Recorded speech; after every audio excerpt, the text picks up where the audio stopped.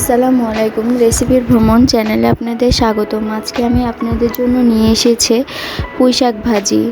গ্রামের টাটকা পুঁইশাক দেখুন, এভাবে ভাজি করলে খেতে কত ভালো লাগে।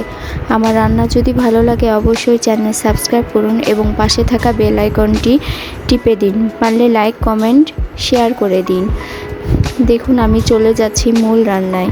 আমি শাকগুলোকে কেটে ধুয়ে পরিষ্কার করে একটি ঝুড়িতে রেখে দিয়েছি পানি ঝরতে।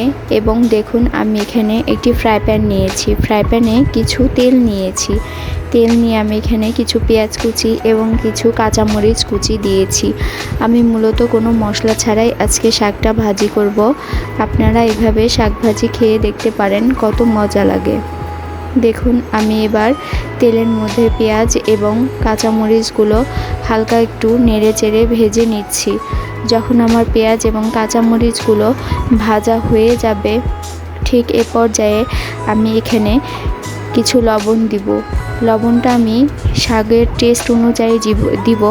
আপনারা অনেকে পরেও লবণ দিতে পারেন, যেহেতু শাক ভাজি করলে লবণটা অনেক কমে যায়। শাক ভাজি করলে শাকটা অনেক কমে যায় এবং লবণটা বেশি হয়ে যায়, তাই আপনারা লবণটা পরেও দিতে পারেন।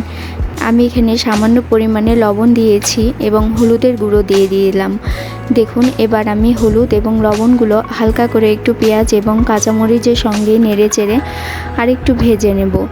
যখন আমার এগুলো ভালো করে ভাজা হয়ে যাবে এবং পেঁয়াজ এবং কাঁচামরিচগুলো লালচে ভাব চলে আসবে, ঠিক এ পর্যায়ে যে আমি শাকগুলো কেটে ধুয়ে রেখেছিলাম তা আপনাদেরকে দেখিয়ে দিচ্ছি। দেখুন, আমি কিভাবে শাকগুলোকে লম্বা লম্বা করে কেটেছি, ডাঁটাগুলোকে এবং শাকগুলোকে ছোট ছোট করে কেটেছি, কেটে ধুয়ে রেখেছি একটি ঝুড়িতে।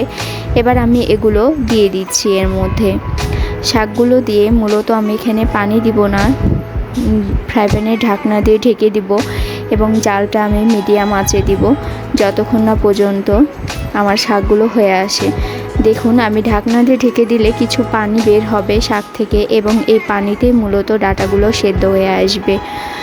সেদ্ধ হওয়া পর্যন্ত আমি অপেক্ষা করছি। দেখুন, আমি ঢাকনা দিয়ে ঢেকে দিলাম।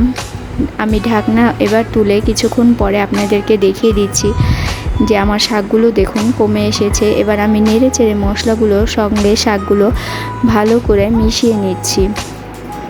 আপনারা যদি মনে করেন যে লবণ আগে দিলে শাকে লবণ বেশি হয়ে যাবে, তো অল্প পরিমাণে কিছু লবণ আগে দিতে পারেন এবং অল্প পরিমাণে এ সময় দিতে পারেন। এই সময় শাকগুলো কমে গিয়েছে। দেখুন, আমি ঢাকনা দিয়ে আবার ঢেকে দিলাম।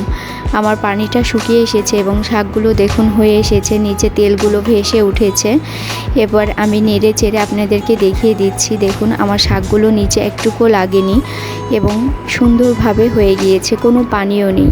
এভাবে নামিয়ে এবার আপনাদের সামনে আমি পরিবেশন করছি।